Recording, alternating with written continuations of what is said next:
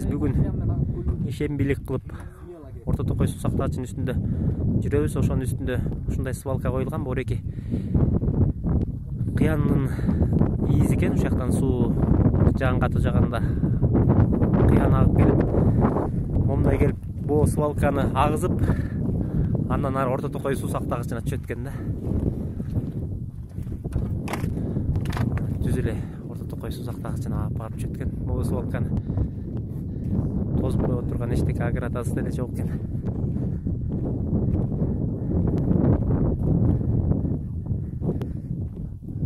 Карагылачы, өлгөн жаныбар эмелердин, малдардын терилери, эмненин терилери.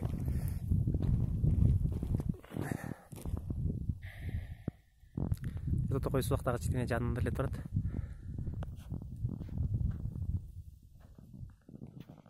Үстүн жаап же эчтеке чара көрбөйт экен свалканы.